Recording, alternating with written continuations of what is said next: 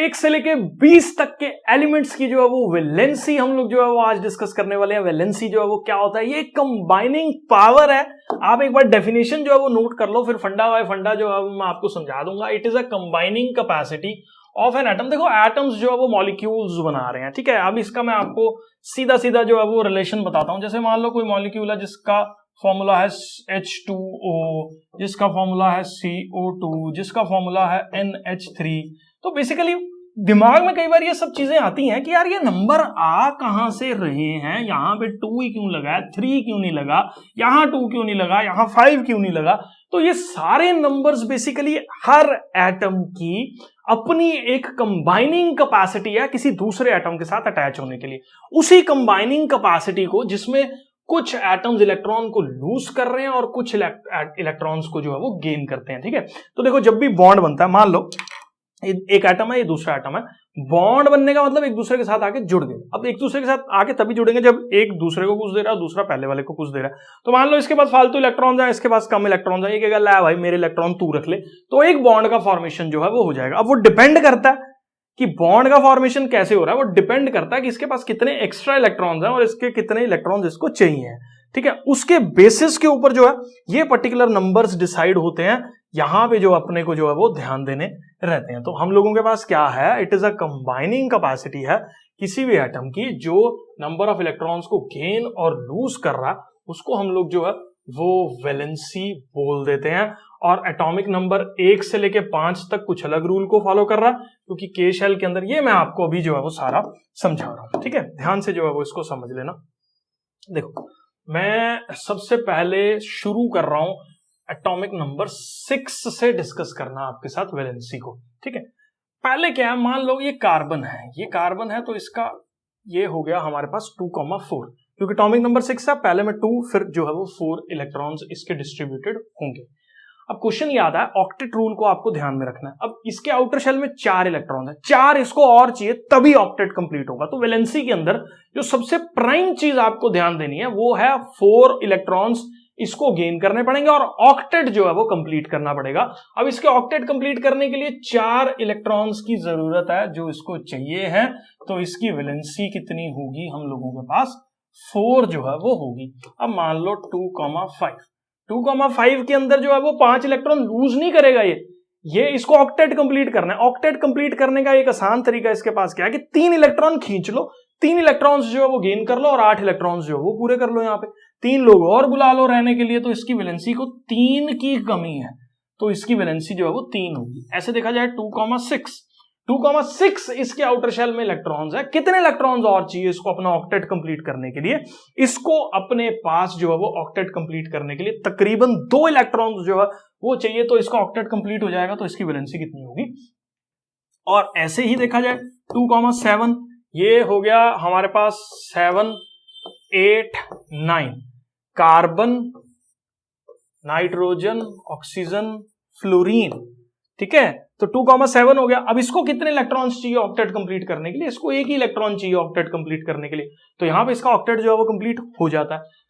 उसके बाद हम लोगों के पास हो गया 2,8, ये हो गया हमारे पास क्या, नियॉन, एटॉमिक नंबर हो गया इसका 10। अब इसको कितने इलेक्ट्रॉन्स चाहिए अपना ऑक्टेट, भाई ऑक्टेट पहले ही कंप्लीट है, इसको कोई भी इलेक्ट्रॉन नहीं चाहिए और, तो इसकी वैलेंसी कितनी होगी, 0 जो है वो होगी। इसकी कंबाइनिंग कैपेसिटी कितनी होगी, 0 इसकी कंबाइनिंग कैपेसिटी जो है वो होगी। तो कंबाइनिंग कैपेसिटीज किन्हीं भी एटम्स की जो है वो हम लोगों के पास कितनी रहती हैं, वो जो है वो इस पर्टिकुलर ऑक्टेट रूल को यूज करते हुए वैलेंसीज में जो है वो हम लोग यूज करते हैं, ठीक है। अब जैसे मान लो सोडियम है, सोडियम का एटॉमिक नंबर है 11, तो ये क्या हो गया 2,8,1। अब ये क्या करेगा, एक इलेक्ट्रॉन लूज कर देगा, क्योंकि एक इलेक्ट्रॉन लूज करना आसान है 7 इलेक्ट्रॉन्स गेन करने से। ऑक्टेट इसको आउटर शेल में 8 इलेक्ट्रॉन्स चाहिए, 8 इलेक्ट्रॉन्स कैसे मिलेंगे इसको आउटर शेल में, ये जब ये इलेक्ट्रॉन लूज कर देगा। ऐसे देखो 282 है किसका, मैग्नीशियम का, ये क्या करेगा, इसकी वैलेंसी भी हम लोगों के पास कितनी है, 2 है। क्यों, क्योंकि ये 2 इलेक्ट्रॉन्स लूज करने की टेंडेंसी जो है वो रखता है, 2 इलेक्ट्रॉन्स इजीली जो है ये लूज कर देगा। तो इसकी वैलेंसी जो है वो हम लोगों के पास कितनी होगी, 2 जो है वो होगी। अब एक टेबल के अंदर जो है वो मैं आपके साथ सब की वैलेंसीज जो है वो डिस्कस करने वाला हूं एक एक करके, ठीक है।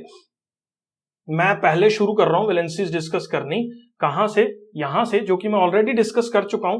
कहां तक डिस्कस कर चुका हूं, मैग्नीशियम तक जो है वो डिस्कस कर चुका हूं। अब एल्यूमिनियम की वैलेंसी देखना जरा ध्यान से, 3 इलेक्ट्रॉन्स है, 3 इलेक्ट्रॉन्स लूज इजीली होंगे, गेन 5 करना मुश्किल हो जाएगा, तो इसकी वैलेंसी 3 है। यहां पर देखा जाए तो इसकी वैलेंसी 4 है। यहां पे देखा जाए 5 इलेक्ट्रॉन लूज करना मुश्किल है, 3 इलेक्ट्रॉन गेन करना इजी है, क्योंकि अपने को 8 कंप्लीट करने हैं। 8 कंप्लीट करने हैं, कैसे 8 कंप्लीट होंगे? 3 इसकी वैलेंसी जो है वो होगी, 3 इसके अंदर ऐड करोगे तो टोटल 8 जो है ये वाला जो है वो बन जाएगा। यहां पे भी ये टोटल 8 बनाना है आपको, क्योंकि 6 इलेक्ट्रॉन्स हैं इसके आउटर शेल में, 6 इलेक्ट्रॉन इसके आउटर शेल में, 2 गेन करके ऑक्टेट जो है वो इसका कंप्लीट हो जाएगा, क्योंकि 6 और 2 हम लोगों के पास क्या रहता? 8 रहता, तो ये ऑक्टेट कंप्लीट हो जाएगा। अब यहां पे देखो 7 इलेक्ट्रॉन है इसके आउटर शेल में। अब 7 इलेक्ट्रॉन को क्या चाहिए? 1 इलेक्ट्रॉन और चाहिए इसका ऑक्टेट कंप्लीट करने के लिए, तो 8 इलेक्ट्रॉन जो है वो टोटल हो जाएंगे। अब इसके आउटर शेल में 8 ही इलेक्ट्रॉन है, इसको कुछ भी नहीं चाहिए, इसकी वैलेंसी जो है वो हमारे पास कितनी हो जाएगी? 0 जो है वो इसकी वैलेंसी हम लोगों के पास हो जाएगी। उसके बाद पोटाशियम की बात की जाए तो पोटाशियम के आउटर शेल में 1 इलेक्ट्रॉन है, तो ये 1 इजीली लूज कर देगा। यहां पे 2 इलेक्ट्रॉन्स है तो 2 इजीली लूज कर देगा, तो ये हम लोगों के पास वैलेंसी जो है वो होगी। अब मैं इसके बाद वैलेंसी डिस्कस कर रहा हूं 1 से लेके 5 तक के एलिमेंट्स की, थोड़ी सी जो है वो डिफरेंट है, जिसमें ऑक्टेट रूल फॉलो नहीं हो रहा। इसके अंदर जो है वो फंडा फॉलो होगा ड्यूप्लेट रूल का। ड्यूप्लेट रूल का क्या फंडा है? अब देखो के शेल के अंदर मैक्सिमम 2 इलेक्ट्रॉन्स आ सकते हैं, इसमें जो है वो 8 इलेक्ट्रॉन्स आ सकते हैं टोटल। अब मान लो 8 इलेक्ट्रॉन्स तक पहुंच ही नहीं रहा, क्योंकि हम लोग बात कर रहे हैं कहां तक की? यहां तक की बात कर रहे हैं, तो इसमें ये जो ऑक्टेट रूल वाली फिलॉसफी है ना, ये हम लोगों के पास वैलिड नहीं है 1 से लेके 5 तक। इसमें ड्यूप्लेट रूल चलता है। कौन सा रूल चलता है? ड्यूप्लेट रूल चलता है। किस चीज के लिए? वैलेंसी को डिसाइड करने के लिए। अब हाइड्रोजन की इलेक्ट्रॉनिक कॉन्फ़िगरेशन 1 है, 2 करने के लिए कितने जो है वो इसको चाहिए? 1 इलेक्ट्रॉन चाहिए, तो 1 हो जाएगा। अब हीलियम 2 ही है पूरे, के में तो 2 ही है, 8 थोड़ी ना हो जाएंगे। के में कैसे 8 कर लेगा? सोचने वाली बात है, क्योंकि के शेल के अंदर तो इलेक्ट्रॉन्स ही जो है वो हम लोगों के पास 2 आ सकते हैं। 2 पूरे हैं, बिल्कुल खुश बैठा, कोई दिक्कत नहीं है, कमरे मेरे भरे पड़े हैं, ग्राउंड फ्लोर मेरा पूरा किराए पे चढ़ गया, मेरे कोई टेंशन नहीं है, क्योंकि 2 ही गेस्ट आए थे, 2 मेरे गेस्ट खुश हैं। 2 अगर मेरे गेस्ट खुश हैं तो उसकी वैलेंसी 0 होगी। उसके बाद देखा जाए 2,1 जो है वो हम लोगों के पास ना तो ग्राउंड फ्लोर भरा हुआ पूरा, कोई दिक्कत नहीं है, लेकिन फर्स्ट फ्लोर पे 1 ही है, उसको डर लगेगा, निकाल दो तो उसकी वैलेंसी कितने निकालोगे? ऊपर से 1।